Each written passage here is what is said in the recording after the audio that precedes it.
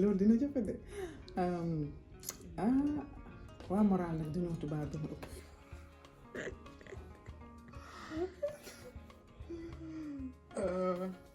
Est-ce que xam nga moral? Oui, moral. J'ai vu une fois sama benn copine def ko statut après ma dugg si quoi foofu laa ko xamee après ma dem ci réseau bi. Ni ñuy bindee moral?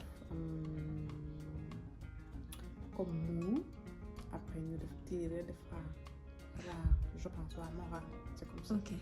Et qu'est-ce que tu penses du contenu de moral? loo xalaat ci contenu bi?